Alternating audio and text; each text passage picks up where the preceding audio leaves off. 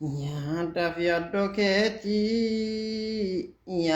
yaaddo keetiin kunoo ciisa dhabee waanuma keenya firre badhabaa.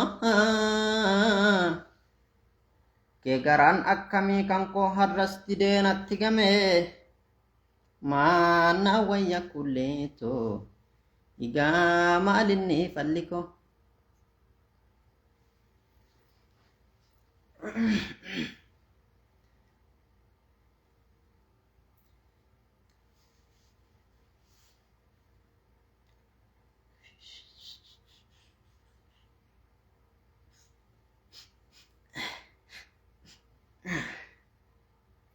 Video kan aktivistoota Ameerikaati sheer godha aktivistoota Ameerikaa aktivistoota siyaasa abbaa dhabe kana mee siyaasa xiinxallinaadha siyaasni abbaa dhabe goota baale.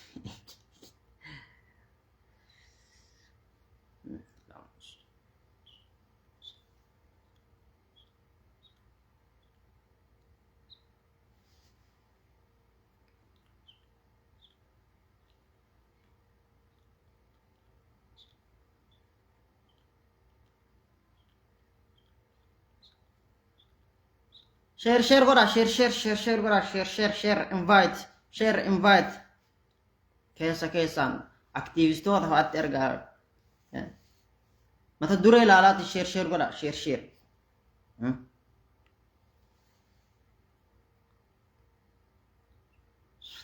أعوذ بالله من الشيطان الرجيم.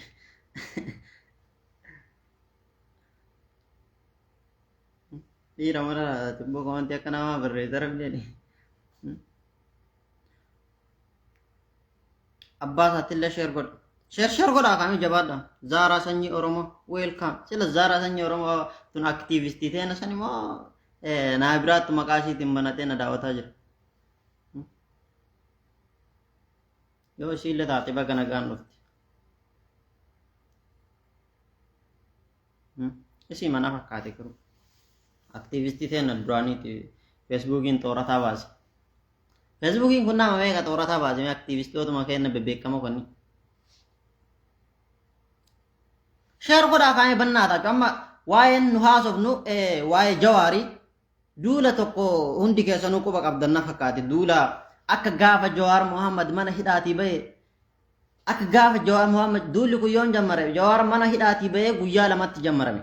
Jalqaba maal ture jawween maa hin dubbanne Jawaar maa hin dubbanne bulloon maa hin dubbanne akira achirraa deemee gara kami jijjiirame Jawaar abaa hiikkachiisuu jedha Jawaar faa hajjii faa dhufee biyyoota ollaa kanneen keessa deddeemu jawmarraan Jawaar abaa hiikkachiisuu jedha Jawaar waboo gurgurachuuf olii gad akkana deema jedhu eegalan. Amma ammoo haga Jawaar interview godhe kana maaliif qawwee hin labsinii maaf nagaha labsitee maaf qawwee hin labsinii duula akkanaa kanatu irratti jiraachuudha. Ka irratti duula akkanaa kana banu kami ka hayyuu Oromoo aktiivistii Oromootiif hin jedhu ka Ameerikaa kana taa'uchuudha. Obboleessoo na dhageettana Jawaar Muhammad duraanillee kan inni barate siyaasa karaa nagaati. Siyaasa karaa qawwee hin baranne. Kan inni dubbates siyaasa karaa nagahaatti nu baasa biyya kanaaf nagahatu mala jedhe malee dirqama qawwee falmuu hin qabu. Jawaar Muhammad yoo fakkeenyaaf gara isatti fakkaateen qabsaa'utti jiraami hanga hadhaatti karaa nagahaatiin qabsaa'u jira. Takkaa Jawaar qawwee hidhateetiin bosona hin seenne haga ammaatitti laaptooppii matakkattiin qabsaa'utti ture jechuudha. Wayyaan illee laaptooppii maan qabsaa'eetiin hidha masaraa keessaa waggaa 27 isaanii dachii qabateetiin asirraa adadaatiin waggaa yoo kun itti wal jijjiiru laaptooppii takkaan falmeetiin achi ari'e. Isin ammootu warri hadha Jawaar maa qawwee labsuu dhabe jettan kunillee warra waggaa 40 wayi irra qabsaa'ee jechuudha. Oppiidiyoo tana abaa'oo wayyaanee tana kaamma maqalee galte warra waggaa 20 wayi irra qabsaa'ee wayyaanee isin qawween buqqisuu dadhabdan inni ammoo laaptooppiidhaan qabsaa'eetiin buqqise. Hadhallee inni qabsoma beeku san dubbatee jechuudha. Yoo karaan isaa sii hin ta'in atillee karaa sitti fakkaatuun saba kanaaf qabsaa'u mirga qabda garuu irratti duuluun qabsoo miti. Nama tokko irratti duuluun qabsoo miti. Atillee qabsaa'utti jirtaami karaa sitti fakkaateen qabsaa'i saba kee bilisa baasi. yoo karaa ati amma qawwee malee jettu kanaan ka qabsoofteetiin oromoo bilisa baaftu taate oromoon bilisummaa barbaada yoo atis ka qabsoofteetiin bilisa baafte nutu kunoo ati yeroo ati qawwee diddeetiin nagaha labsitu san nu bosonatti hafnee kunoo qabsooyneetiin isin bilisoomsinoo jette ahlan wasaalan bilisummaa kee fudhachuudhaaf qophiidha jechuudha. Yoo Jawaaris karaa nagahaa jedhu kanaan seera biyya sanii eegeetiin qabsaa'ina karaa nagaatiin jedheen karaa nagahaa kanaan qabsaa'eetiin yoo nu bilisoomse nu bilisummaa isaa san ni fudhannaa jechuudha. Ammootu irratti duuluun karaa kiyya kana qofatu ta'an kun amala nafxanyaati. Nafxanyaa kana maaliif nafxanyaadhanii beektaa? Nafxanyaa wanti jedhamu kun sabooyitii miti. Wanti nafxanya jedhaniin natu beeka ana malee karaa kiyya kana malee dhugaa kiyya kana malee kee kun hin jiru seenaa kee kana awwaal kanaaf nafxanyaadhanii. Atillee ana malee yoo karaa kiyyan deemin hin gabroomta. Yoo karaa an deemu irra deemu kana ka qeexu taate ati gabrummatti uummata oofaa jirta. Yoo karaa an irra deemu kana wajjin hin deemne qilee bu'aa jirta jetteeti yoo falmite hantee iraasee nafxanyaanu nafxanyaan bifan qabu jechuudha. Nafxanyaan si warri amma Jawaariin afoo dhaabbatu kunniin jechuudha. Aktiivistoonni amma Jawaarii irra duulu kunniin gaafa Jawaar mana hidhaa jiru jechuudha. Gaafa Jawaar mana hidhaa jiru wayita Jawaar faa hidhamanii qabsoon uummata Oromoo bichaa miti Itoophiyaa kana guututti dukkanni bu'e san mataa isaaniitii tarsiimoo wallaalanii garama itti deeman wallaalanii qabsoma waan isii irraa wallaalanii asii mana gumaa lixanii miidiyaa wayyaanee irraa afaan wayyaaneetiin haasayaa turan jechuudha. Haddallee taanaan Jawaar waa kudha wayii oliin isin Oromoo biratti jaalatamummaa qaba jechuudha isin caala. Waa 900 oliin jechuudha. Waa tokko lama miti. Akka keessan jalqaba irratti akka keessan mana gumaa hin jalqaba irratti jechuudha. Yoo dhugaa waliif himne jechuudha. Isin qeequufis an nama dandeettii qabuu miti garuu bakka Jawaar kanatti abbaa ta'e hin jiru. Abbaa fedhe yoo taate jechuudha. Abbaa fedhe walau kaan abbaa kiyya soo ta'e bakka Jawaar irratti dhugaa jiru waliin sassaayineetii walii himne.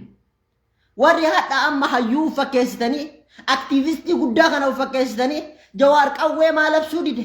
Jawaar karaa nagahaatiin qabsaa jira. Karaan nagahaa kun uguruu nun ga'u warri jettan kun gaafa Jawaar hidhamu jechuudha.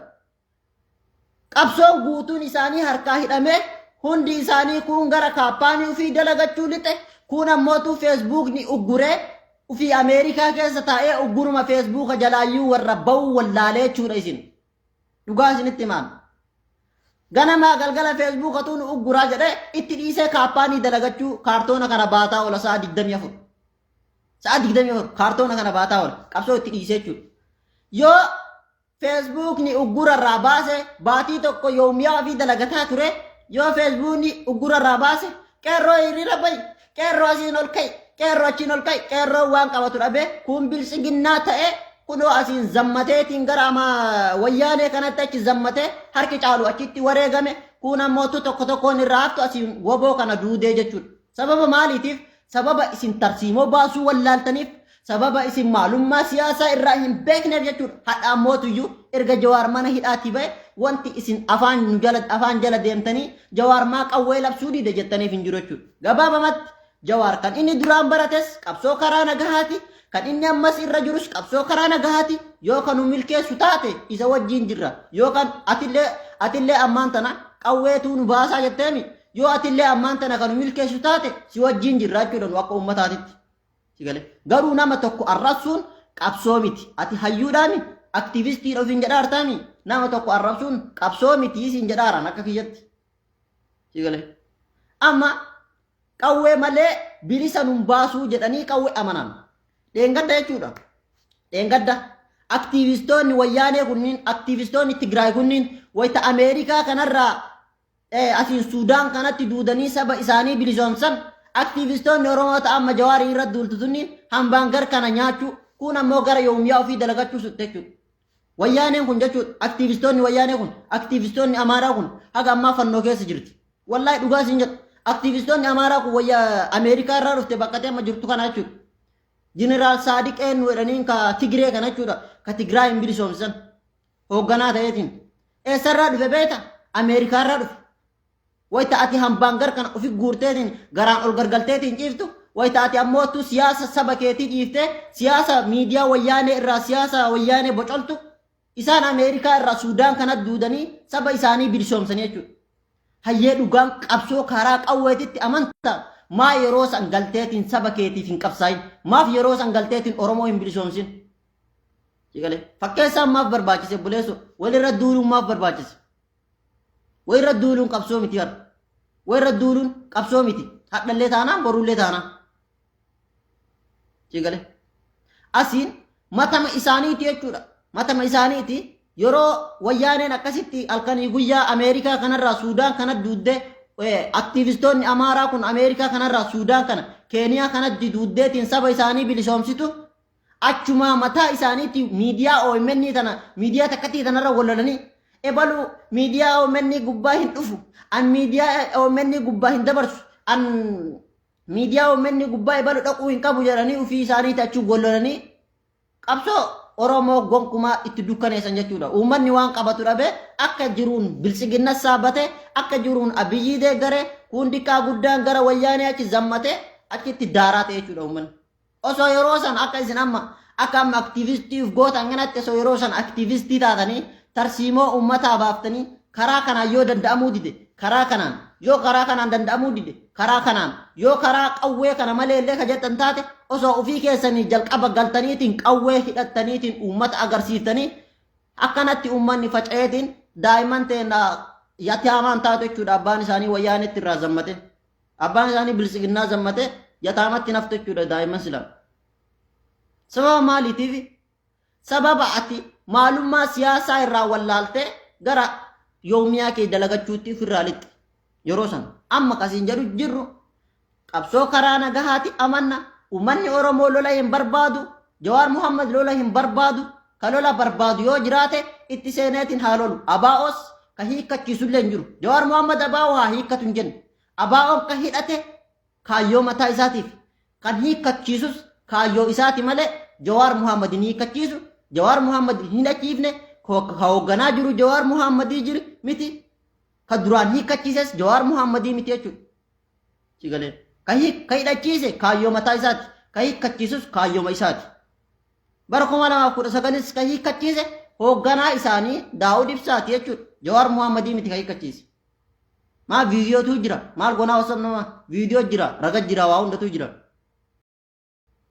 yeroo isaan amma booda lolli nuun hin maluu jedhaniitiin hiikkatan ka hiikkachiise Daawud Ibsaati jechuudha ka hoogganaa tureetu isa waan ta'eef warri amma irraa bosona hafte kunis osoo hiikkataa jirtu jara jiddutti jaarsummaan qabame jaarsummaan sun akka wayii tatta'ee jennaani osoo hin hiikkatin hafan malee warri amma bosona jiru kunis ni hiikkachuudhaaf murteesseera yeroo san amma jaalgollicha dheengee qofatu iyyuu ni hiikkadhu yeroo san jaalgollicha dheengee qofatu iyyuu amma bilisiginnaa ta'e kana jechuudha ofirraa bilisigina gale kun yeroo san an hiikkadhu jedhe yoo Oromoonis bilisoome allaattii bilisoomsina malee hiikkannu isaaf jaalmarroon jechuudha yeroo san waliin jiran jara kanniin lamaan malee ka hiikkate hundi isaa hattan kamaal galchuu irraa jammaree ka hiikkachiise Jawaar Muhammad osoo hin ta'in abbootii gadaatii fi hooggansoota isaaniiti jechuudha hadhallee taanaan ka hiikkachiisu hooggansa isaaniitii fi kaayyoo isaaniiti malee Jawaar Muhammad hoogganaa keessanii miti Jawaar Muhammadii miti ka isin hidhachiise Jawaar Muhammadii miti ka isin hiikkachiisu mucaa daa'ima wanti isin arrabsitaniif hin jiru jechuudha wanti irratti duultaniif hin jiru qabsoo keessa yoo barbaadan gara feetaniin qabsaa'uu ni dandeessan uummata keessaniif qabsaa jirtaniimi gara itti inni toleen qabsaa'uu ni dandeessan garuu namarratti duuluun qabsoo miti namarratti hin duulina akka itti fakkaateen haa qabsaa'u Jawaaris atis akkasitti fakkaateen qabsaa'i amma aktiivistiif gooti yeroo duraan yeroo sila aktiivistummaan Oromoo maliyyuu aktiivistiin taane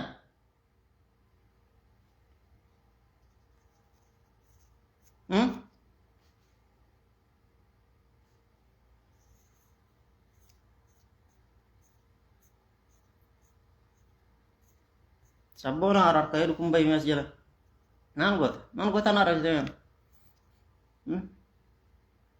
sabboona harar hin jedhu harar dhamaa akka keetii kana qabdi kanaafuu obboleewwan kiyya warri akka aktiivistiif gootan kun mucaan dhufaa jira yoo dhimma dhuunfaa irraa qabaattan Ameerikaa isin bira dhufaa jira achitti gaafadha dhimma dhuunfaa yoo barbaaddan wanti isin miidiyaa gubbatti ija diiraafotti lallabdaniif hin jiru yoo dhuunfatti karaa koo irraa qabtaate fakkeenyaaf Heenoo Gabbisaa Dr. Heenoo Gabbisaa wal dhibdee dhuunfaa min zamaana waggaa lama sadi dura jechuudha. Osoo Jawaaruu hidhamin dura yeroo Jawaar Ameerikaa jiru wal lolan na fakkaata. Sanniin amma ijoolleen didiqqisuu feesbuukaa kunniin hin beektu. Nama tokkotu beekaa wal lola dhuunfaa qaban. Yoo ka dhuunfaa saniifis ka irratti barreessaa ooltu taate dhimma dhuunfaa keetii si bira dhufaa jira bakka dhuunfaa keetiitti gaafachuu dandeetta. Garuuyyuu dhimma Oromootti erkattee akka Oromoon bakka si buufatee akka waan waraanna adda bilisummaa Oromoo bakka si buufatee fakkeessiteetiin irra barreessuu hin dandeettu. Sigalee dhimmi dhuunfaa dhimmuma dhuunfaati waan ta'eef. Ka Oromoon bakka buufate hin jiru. Ka waraanna adda bilisummaa Oromoo bakka buufates hin jiru. Waraanna adda bilisummaa hidhannootti amannaa jedheemi hidhannoo isaatiin Oromoo haa bilisoomsu. Oromoon amshee bilisummaa barbaada. Hattaan Abiyyiin kun jechuudha. Abiyyiin kun halkanii guyyaa nu fixaa jiraami. Yoo amma badhaadhinni inni jedhu kun Abiyyiin bar maal jedhe wanti nu amma keessa jirru kun manaamaa jedhe. Manaama keessaa ni dammaqan. Yoo manaamni kun keessaa dammaqne gara badhaadhinna achi dabarraa jedhe. Qormaata keessa jirra. Qormaata kana daffannee yoo fin'e gara badhaadhinna achi tarraadhe. Abiyyiin mataan kun jechuudha. Anumatu Abiyyii jibbaami. Yoo ka badhaadhinna jedhu san dhugaan ka hojiin fidu taate boru ganamarraa abbichuu kiyya jedhee porofaayilarra kaa'achuudhaaf qophiidhaan. Maaliif jennaan amma sheenu nagaha barbaanna. Bilisummaa dhugaa barbaanna. Namni hundinuu akka bilisaan bahee galuu barbaanna. Kana amannaa jechuudha. Yoo atillee qawweedhaan cabsiteetiin dhufteetiin akka uummanni Oromoo nagahaan bahu, akka uummanni Oromoo nagahaan galu, akka uummanni Oromoo hin duune, akka uummanni Oromoo gaafii isaa ka gaafatu ka deebisu kan gootu taate qawween cabsitee boru ganama porofaayilarra si kaa'anne si faarsideetiin os si fuuna jechuudha. Jawaar Muhammadis yoo taate baradhaa abukaattoo irraa ta'an jiru waan inni karaa an jaaladhu irra yaada kiyya keessa waan inni jiruufi malee yoo amma boru ganama inni miidiyaa wayyaana irra dhufeetiin afaan wayyaaneetiin wayyaaneen falmachuu qabdi yoo inni jedhe boru ganama an biloog godha. Akka waa barreeffamni isaatu narra dhufne si wajjin arrabsaa jechuudha. Akka garuu karaa sirrii irra inni jirutti akka karaa sirrii karaa anaaf yaada kiyyaa irra jirutti hin deeggarachuudha akka mataa kiyyaatti. Yoo ammootu inni faallaa akka Oromoon barbaadu irra yoo inni ka deemu taate hin jaaladhuuf keessaa baasa akkuma Abiyyiif keessaa baasatti. Abiyyiillee faarsaa ture hin jaaladha jedhee abbichuun kun anaaf nama addaati. Wayita inni faranjii guutuu shawwadeetiin noobeelii irraa guuratu qarachuudha. Oromoo miti. Amma isin Jawaar Muhammad Abiyyii wajjin walii galeettaniimi. Abiyyiin bar Jawaarii miti jechuudha. Oromoo miti. Faranjii aadaadii kanneen jechuudha. Warra waggaa 200 dura diimokiraasiin qarummaan warra waggaa 200 dura osoo isin maalummaa qarummaatu hin baratin amma isin dhiyeenya kana maalummaa qarummaa barattaniimi. Waggaa abbootiif akaakayyoota isaanii dura uummata qaroome kana shawwadee Abiyyi. Yoo bara 2019 Abiyyi wajjin walii galee nu hiikachiise Jawaar Muhammad gammaati Abiyyi wajjin jedha yoo ka jechuullee taate Jawaar Muhammadii miti Abiyyiin Oromoo miti abbaa fedhayyuu shawwadeetiin kun noobeelii irraa guurate jechuudha. Amma ammootiyyuu ka yeroo sanii fuuteetiin Jawaar Muhammad bara 2019 illee nu hiikachiise ammallee abaa'oo hiikachiisuu deemaa jira yoo ka jettu taate ka yeroo sanis isin hiikachiise hoogganaa keessanii Daawud Ibsaati jechuudha. Mataa isaatiin viidiyootu jira jechuudha ol baheetiin amma booda waraanni nun barbaachisu qawwee kenna fuuni abbootii gadaatitti kenninee jedheetiin ka inni dhaabbateetu jira jechuudha. Achi booda galee jijjiiramni faallaa ta'ee jennaan halkanii guyyaa mootummaa ce'umsaa labsee homa takka fudhatama dhabnaan itti dhiise jechuudha. Daawud Ibsaallee taate. Mootummaa ce'umsaa guyyaa guutuu amma yeroo Jawaar faayidaa jirtu san inni akkuma tokko isin caala. Amma warra amma aktiivistootaaf godhu kana isin caala amma Daawud Ibsaa akkuma tokko. Mootummaa ce'umsaa ofiitiin labseera inni garuu hin fudhatamne malee jechuudha. Nama dhageettu manni bilisiginnaa kun. Amma osoo akka yaada isaatti galanii silaa yoo biyya san mootummaa ce'umsaatti jira. Labsee dhagahuu dinnaan ofirraa itti dhiise jechuudha. Ammas yoo taate inni hanga humna isiitiin abaa'oo ofii wajjin abaa'oo karaa nagahaatti amanu kan Finfinnee jiru wajjin hojjetaa jira. Qabsoo karaa nagahaatti amane jechuudha inni. Isin ammootu warri qabsoo karaa qawweetti amantan qabsoo karaa qawweetti amanaa malee an qabsoo karaa qawweetti amana namni na duuka hin deemne diina kiyya Oromoo gabroomsuu deemaa jira Oromoo gurgurataa jira jechuu hin dandeettu. Atillee akka yaada keetiitti Oromoof qabsaa jirta. Innis akka yaada ofiitti Oromoof qabsaa jira waan ta'eef Oromoon kama isa milkeessu barbaada. Amma nu gamanaan harka bitaatiin Jawaarii wajjin jirra harka mirgaatiin marroo wajjin jirraachuu yoo ka marroon nu milkeessu taate nu duraanuu si deeggarra waan taateef duraanuu isa deeggarra waan taateef ni faarsina yoo ka jawaaris nu milkeessus duraanuu ni jaalanna waan taateef ni deeggarra yoo abiyyiinis badhaadhina jedhu kan dhugaan fidu taate hin deeggarraachuudha galee siyaasni akkana akka siyaasaatitti yoo deemtan jechuudha galee kun amma anummaan mataan kiyya yoo paartii ka uumadhu taate paartiin kiyya kun yoo si ta'e hin deeggartaa yoo si milkeessi ammootuyyuu hundi keessanuu waliin deeggaruu qabdan jechuudha. Kanan isin jedha obboleewwan kiyya gabaabamatti mucaa diimaa irratti abbaa fedheenu wal dura dhaabbannaa jechuudha. Abbaan fedhes arrabsuu hin danda'u, abbaan fedhe jibbuu hin danda'u, qeequu ammootu yoo siyaasni isaas hin ta'in siyaasni isaa naan taanee jettee dura dhaabbachuu mirga qabda garuu jibbaa dhuunfaatiif bakka buutee akka waan sabni bakka si buufate fakkeessiteetiin irratti duuluu hin dandeettu. Sabni bakka si buufate hin jiru waan ta'eef. Dhaabni bakka si buufate hin jiru waan ta'eef. Anina wallahi isin jala saalfadhaan aktiivistoota Ameerikaa kanarraa amma akka aktiivistoota gootan kana isin jala saalfadha wayita isin Jawaarii irratti duultan akka waan ta'eetitti. Maaliif jennaan wayita Jawaar hidhame san bar tarsiimoo isin harkaa hidhame yaaki. Isin harkaa hidhameera.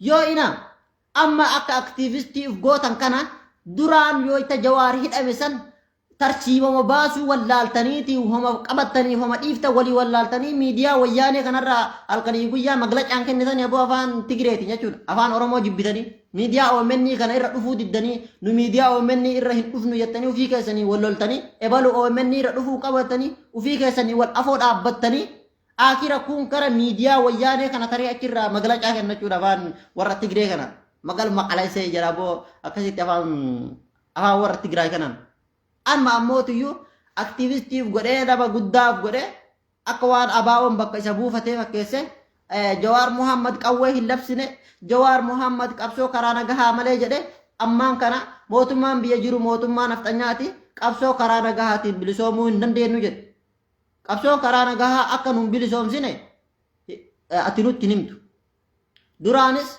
waggaa tokkoofillee maan taane kanu bilisoomse Jawaarima waan taateef osoo isin waggaa 100 meeqa osoo isin qabsooftan qabsoo karaa qawweettanii osoo isin itti akkanuma qawween isin bilisoomsina jettu sabni isin bilisoomsee isin galche sabni isin silaa bilisoomsuuf qabsooftan sun bilisoomsee isin galche ufii isaatii qabsaa'ee isin eegee hifatee jennaan ufii isaatii ol ka'ee wayyaanee kana dhagaan dhukkee irraa kaaseetiin bilisoomsee isin galche Jawaarii wajjin jechuudha isin ammootu Eertiraa kanatti barahaa Eertiraa kana keessatti jechuudha aduu kana keessatti achirratti amantii wal qooddanii waan isin wal godhaa turtan yoo ofii kennallee isin bira jiraachuu baanne seenaa keessan dhibbatti dubbifnee qabnaa jechuudha maal isin akka isin wal godhaa turtan achitti sanyummaa wal qoodanii waraana paabaa'oodha jedhanii kun abaa'oodha kun paabaa'oodha jedhanii sanyummaadhaan wal qoodanii amantii wal qoodanii biyya ambaa keessatti jechuudha ofiitiifuyyuu nyaata gahaa nyaatanii hin bulan aduu keessa jiran biyya baqaa keessa jiran bakka bultii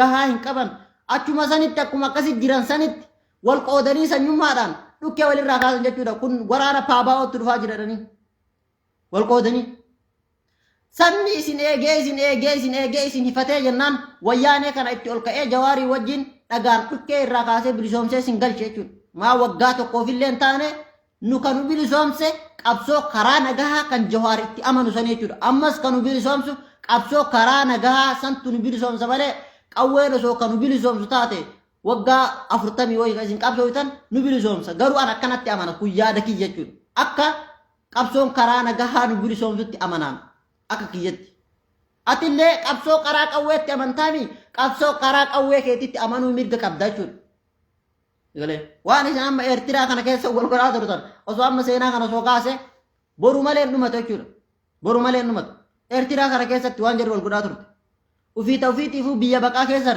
aduu keessa bulti kaampii waraanaa gahaa hin qaban nyaata gahaa hin qaban misingaa kana qotaa jechuudha wayita waraanni gariin qonna deemu waraanni gariin asitti leenji'aa jechuudha wallahi kun seenaa biyya baqaa kan isin Eertiraa keessatti dabarsan jechuudha kun waraana leenji'aa kun ammootu deemee misingaa qoteetiin achirraa waan nyaatan fidee dhufa jechuudha akkasitti turan Eertiraa kana keessa ergaa akkuma sanittuu jireenyuma san keessattiyyuu ufii isaaniitiin walitti duulanii dhukkee walirraa kaasaa turan jechuudha dhukkee walirraa kaasaa turan sabni eegee abbaa'oon ammaa dhufee nu bilisoomsa paabaa'oon ammaa dhufee nu bilisoomsa eegee hifatee jennaanin cunqursaan itti hammaatee jennaan jawaarii wajjin qeerroon hiriiree dhagaadhaaf wayyaanee kana dhukkee irraa kaasee Maqalee galchee achirraa isin bilisoomsee isin galche. Erga bilisoomanii galanis jijjiiramni kun akkamitti akka inni faallaa ta'e isin himaa. Bilisoomee hin gale hundisaa. Ka biyya alaa kana keessa jirus wayyaaneen Maqalee galtee jennaan uummanni wayyaanee ari'ee jennaan ofirraa hundisaatu ni gale. Galee jennaan maal jedhe kama ufiitu Eertiraa keessatti ufii sanyiidhaan wal qoodanii sabummaadhaan amantiidhaan wal qoodanii dhukkee walirraa kaasaa turan kun uummanni bilisoomsee galchee jennaan hangoo addaan hiradhaa jedhan hangoo paarsantiidhaan walii qoodanii akka waan ufii isaaniitti du'anii galanii akka waan ufii isaaniitti du'anii galanii paarsantiidhaan walii qoodanii kamaal galchuutis ufumaa isaati Eertira makana keessa as galee akka waan du'ee galeetitti ani paarsantiin 25 naan hin malu waggaa hagana guutuu qabsaa'aa ture waan ta'eef paarsantiin 25 naan hin malu yoo naa kennitan paarlaamaa guutuu naa kennaa jedheen ta'uun fudhadhuan paarsantiin haganaa naan hin malu abboo lakkii gattaa jijjiirama kana faallata hin ta'u jedheen dide Daawud Ibsaatis ana paarsantiin 30 naan hin malu yoo naa kennitan paarlaamaa guutuu naa kenna yoo naan kennin ammootuyyuu hin ta'u jedhee didee jechuudha. Maraaraa Guddinaatis ani paarsantiin 40 naan hin malu an saba kanaaf jedheetiin fuudha dhiise ilma dhalchuu dhiise kunoo umrii kiyya guutuu hidhatti dabarsaa jira an paarsantiin 45 naan hin malu yoo naa kennitan paarlaamaa guutuu naa kenna ufii qabsoo kana jijjiirama san kan qabsaa'eetiin fide uummata jechuudha ofii.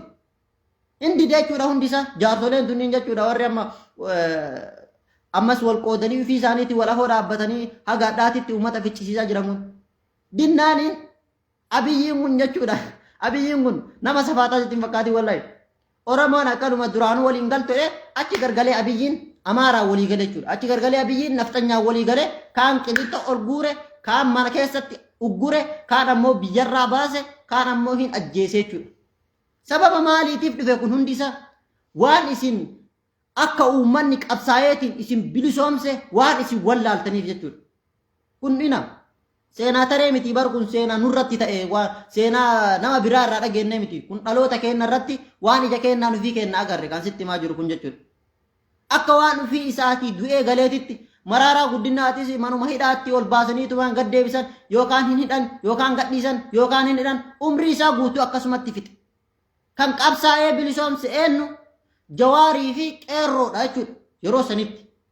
Kama Jawaarii fi qeerroon Jawaar halkanii guyyaa hirribatti dhabeetiin laaptooppiin isin bilisoomse kana kama qeerroon asitti du'aatiin yookuun duukuu kaarree ka du'ee reeffa awwaalata ka silaa qawween dhahame wal'aanata itti nabsee ofii itti wareegeetiin bilisoomse kana barhaa biyya Eertiraa irraa ka fuudheetiin isa galche kana jijjiirama kana kan fide walii wallaalanii akka waan ofii isaaniitii du'anii galaniititti galata sabaa wallaalanii an hangoon paarsantiin naan hin malu paarlaamaa guutuutu naa mala jedhee didee jechuudha. Abiyyiin achi gargalee naftanyaa walii galee muka isinitti naqee hanga hadhaatitti afaan tokko ta'uu dadhabdanii Abiyyi Jawaarii irra duultan amma immoo tufaallaa gargaltanii. Kanaafiyyoo obboleewwan kiyya qabsoo sanis yoo ka fide Jawaar Muhammadii ammas kanu bilisoomsu Jawaar Muhammadii an kanatti amanaa yoo qawween kee na bilisoomses si deeggarachuudhaan qophiidhaan baafedhellee yoo ta'e jechuudha. Amma shayii bilisummaa dhugaa barbaannanu akka ajjechaan nurraa dhaabbatu barbaanna akka hawwatiilee gudeeddaan irraa dhaabbatu barbaanna akka nagahaan baanee gallu barbaanna gaafiin Oromoo akka deebi'u barbaanna jechuudha. Waraa jaarmaloon qawween qabsaa'eetiin dhufee gaafii keenya nuu deebisee nagaha buuse waraa Jawaar Muhammad qabsoo karaa nagaa jedhu kanaan qabsaa'eetiin nagaha buuse hammaan dhufe haa dhufu nuti ka barbaannu gaafiin Oromoo deebi'u nagahaan baanee galu bilisummaa biyya keenya irra qabaachuu mirga abbaa biyyummaa qabaachuu kana barbaannu. Yoo atis qawwee keetiin falmiteetiin diina cabsiteetiin dhuftee gaafii keenya nuu deebifte si deeggarra jechuudha. Yoo Jawaar Muhammadis qalama isaatii fi laaptooppii isaatiin karaa nagahaatiin qabsaa'eetiin dhufee gaafii uummata Oromoo deebisee yoo inni kana gaha nuu buusu taate Jawaar Muhammad deeggarraa jechuudha. Nu dirqama yoo si hin deeggarin hin gabroomta. Yoo nan deeggarin hin gabroomta. Yoo karaa irra deemerra hin deemin hin gabroomta akka ati nuun jettu kanatti hin fudhannu. Akka ati akkaan nuun jettu kanatti hin fudhannu. Karaa nuuf fakkaate deeggarra ka bu'aa nuu qabu deeggarraa siin jedha.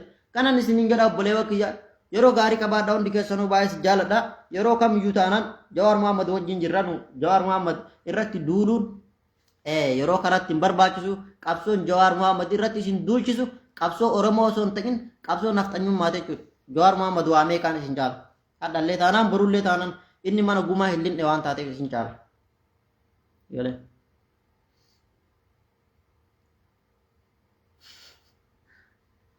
yeroo gaarii qabaadhaa hundi keessanuu baay'ee tokko isin jaaladha baay'ee tokko isin kabajaa mirgi nafxanyummaa amma isaan olaantummaa nafxanyummaa nurratti leellisan kun dhukkee irraa kaafna jechuudha laaptooppii Jawaar wajjin baay'ee tokko isin jaaladha baay'ee baay'ee